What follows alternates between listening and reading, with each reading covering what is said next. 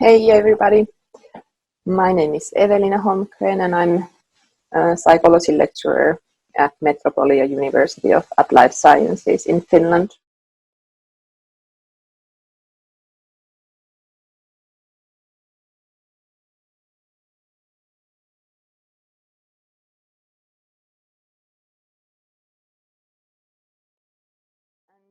We have already been talking about what stress actually is and how our autonomous nervous system works.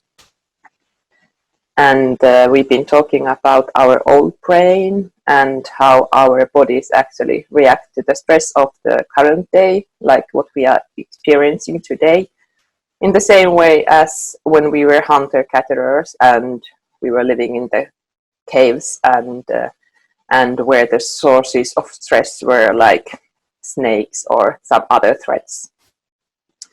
And in the classroom, the stress is different. It's not the same situation as when we were hunter-gatherers, but still our brain works in the same way. So it goes to this fight or flight mode, and that is not good for learning. So whether it is a fire alarm or whether it is a beeping sound of computer or a telephone, our physical and psychological state changes and our alertness automatically raises, and it is good. We are really fast to take some action, for example, fight or flight. And this is really okay, and it's really important for our survival. But however, this fight or flight mode, it is not ideal state for learning.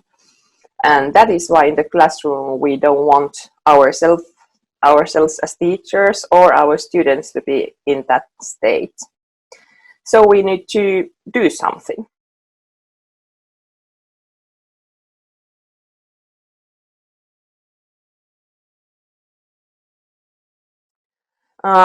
So you as teachers, you need some tools and means to tell your own autonomous nervous system and also to your students' autonomous nervous systems that, hey, now it is actually a good moment to calm down. We are safe. Now it's good time to sit down and just like be together. So let's learn something new. Let's develop something new. Let's look at something interesting. And this internal talk to ourselves is called self-regulation. It is one example of self-regulation skill that we use and what we are trying to teach our students also.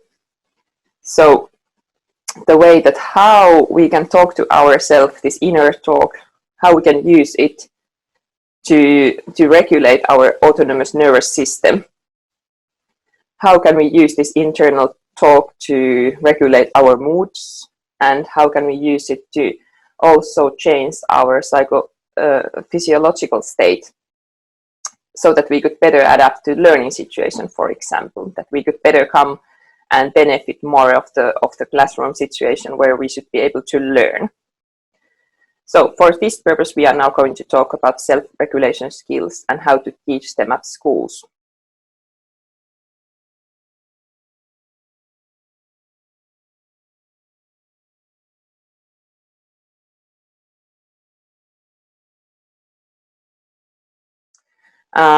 Well, self-regulation as a topic, it is huge, and it even self-regulation skills refer to a wide set of skills that we use to control and guide our internal states, our emotions, thoughts, moods, and also the external behavior that other people also can see. And one situation where we need self-regulation skills is a situation where we experience stress and where we want to do something to that in order to be able to, for example, to learn.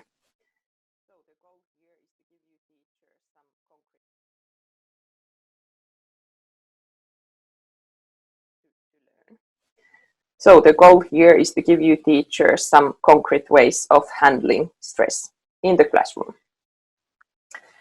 Self-regulation starts with directing attention to one's internal states. And that is not easy. So before doing anything, before changing, before even trying to change anything, we should know first that where we are actually right now. So before going to teach anything to your students, actually you as teacher, you should first look at how you are feeling yourself. What are your own internal states right now? So first you need to take them kind of, if we think about the spotlight, that you have the spotlight somewhere and you consciously direct the attention of the spotlight first to yourself and your internal states. How alert you are feeling right now? Are you probably busy?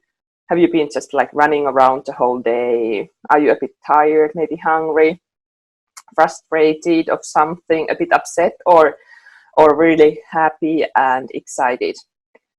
And what are your physiological feelings, the sensations in your body right now? How are they? These two, they are connected.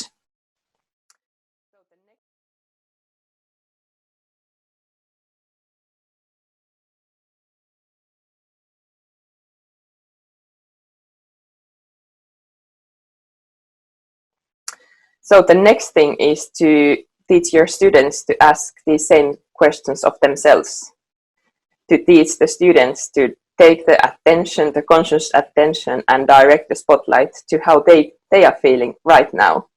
What are their feelings in the body, the physiological feelings, sensations, and how about the psychological sensations, feelings, emotions?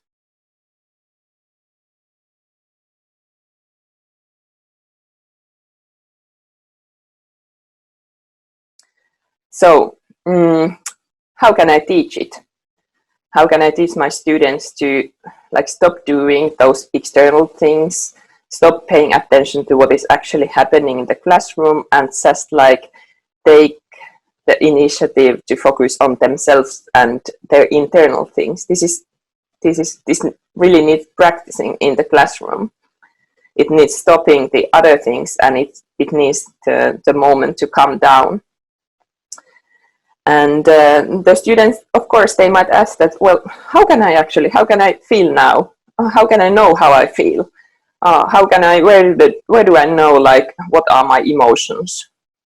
So it might be that you start with really basic things, that where can one feel that one is tired? Where can one feel that one is excited? Where in the body it feels? I think the key task for the teacher is to teach students to use their conscious attention and turn the attention, the spotlight in themselves, and really like take time to learn to focus on the internal states.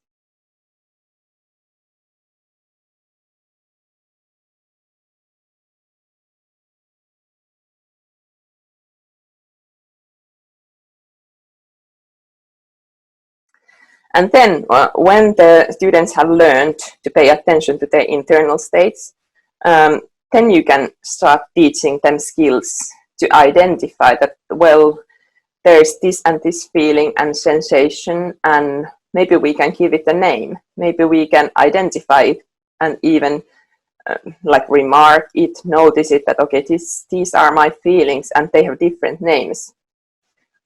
Like the sensations in the body, the thoughts, the feelings. For example, in the situation where the students experience stress, they might notice that, okay, actually I have sweaty palms, tight muscles somewhere. I notice some changes in my breathing, and when they notice these changes, they might also learn to name these physiological states, but also mental states. So you might be teaching your students to name their, saying that, okay, maybe you are now feeling excited or drowsy, or is your state like internal panic actually, or happy, relaxed, and this naming is the second phase that comes after paying attention to one's internal states. And after these two things, so first turning the conscious attention to one's internal states, and then second identifying and naming these states, you can go to the third stage.